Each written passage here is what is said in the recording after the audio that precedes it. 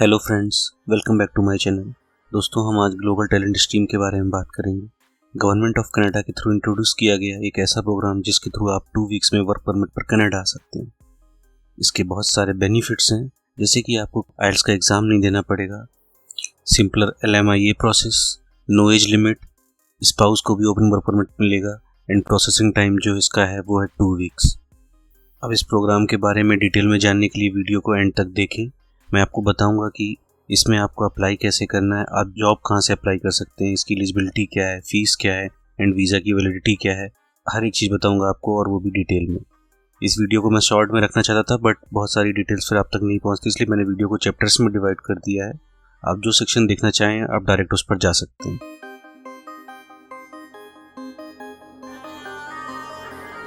अब बात करते हैं इस प्रोग्राम के बारे में डिटेल में। तो पर्पस क्या था इस प्रोग्राम को इंट्रोड्यूस करने का? तो काफ़ी सारे एम्प्लॉयर को बहुत प्रॉब्लम हो रही थी फॉरेन वर्कर को हायर करने में, क्योंकि LMIA का प्रोसेस बहुत लंबा था।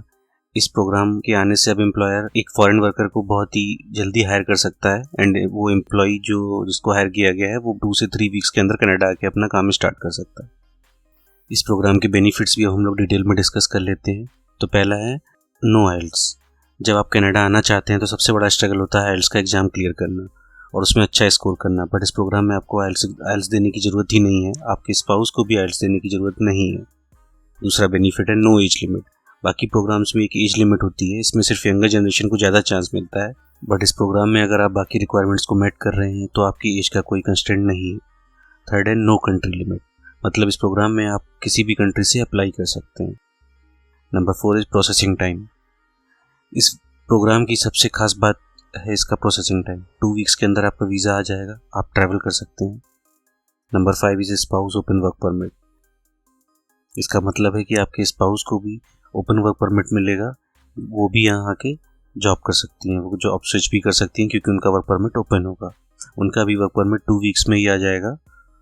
Number 6 is visa validity. आपकी वीज़ा की वैलिडिटी ऑलमोस्ट 3 ईयर्स की होगी एंड आपके स्पाउस के वीज़ा की वैलिडिटी ऑलमोस्ट 3 ईयर्स होगी।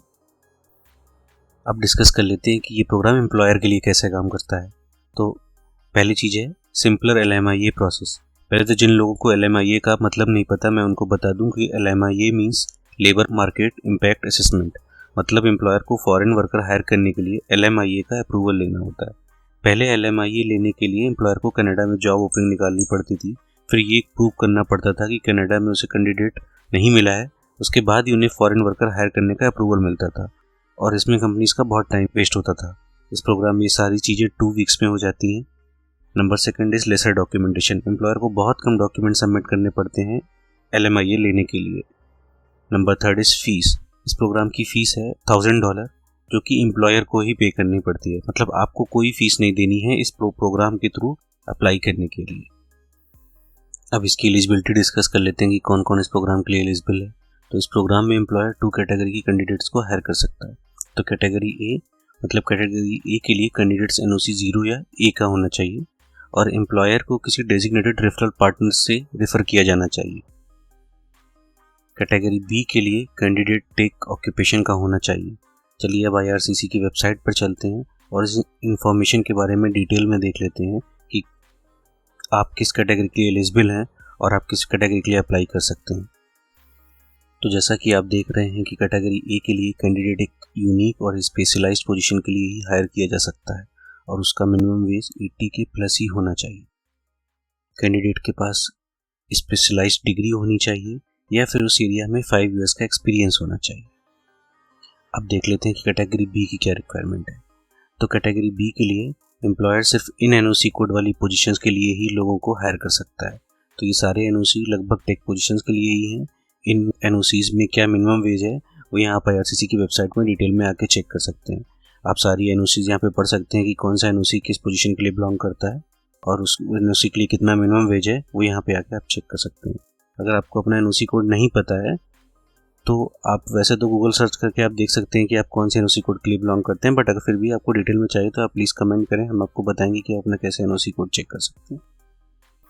हाँ, तो गाइस अब मेन स्टेप आता है हाउ टू अप्लाई।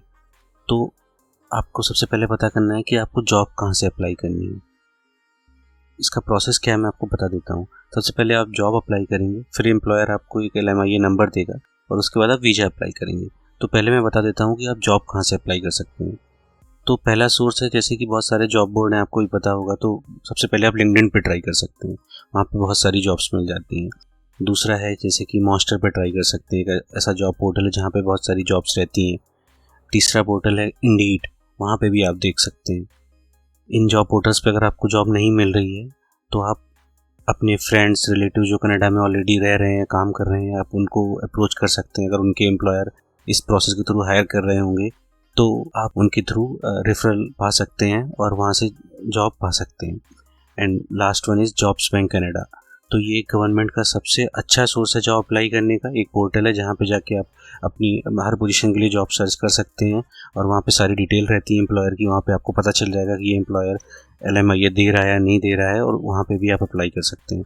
अगर इस जॉब्स बैंक के बारे में आप लोग को डिटेल में जानना है कि कैसे अप्लाई करते हैं तो आप प्लीज़ कमेंट में मेंशन करें, मैं उसके बारे में एक अलग सी वीडियो बना दूँगा। अब बात करते हैं कि अगर आपको इन सब पोर्टल के थ्रू जॉब मिल जाती है तो उसके बाद आपको क्या करना है। तो अगर आप हायर हो जाते हैं और एम्प्लॉयर आपको LMIA नंबर दे देता है तो उसके बाद आप IRCC की साइट पर जाके इस तरह से अप्लाई कर सकते हैं। तो जैसा कि आप देख रहे हैं कि GTS में अप्लाई करने के लिए LMIA चाहिए। ये वीज़ा आप सिर्फ कनाडा के बाहर से ही अप्लाई कर सकते हैं। प्रोसेसिंग टाइम भी मेंशन किया गया है, वो है 2 वीक्स। आपके स्पाउस का भी जो वर्क परमिट होगा वो भी 2 वीक्स प्रोसेसिंग टाइम के लिए एलिजिबल होगा।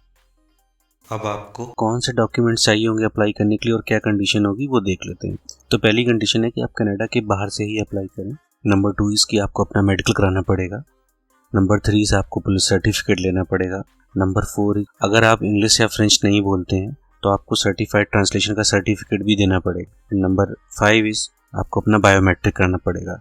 ये सारा काम आपको 2 वीक्स में ही करना होगा। तो गाइस, जैसे ही आपकी सारी चीज़ हो जाएंगी 2 वीक्स के अंदर ही आपका वीज़ा और आपके स्पाउस का वीज़ा भी आ जाएगा। This is it guys. इस प्रोग्राम की सारी डिटेल्स मैंने आपको बता दी हैं। अगर आपको अभी भी कोई डाउट है तो प्लीज़ कमेंट करें, इस वीडियो को अपने फ्रेंड्स एंड फैमिली में शेयर करें जिससे और भी लोगों तक ये इन्फॉर्मेशन पहुंच सके। Thank you so much guys. Please channel को सब्सक्राइब करें और वीडियो को लाइक करें।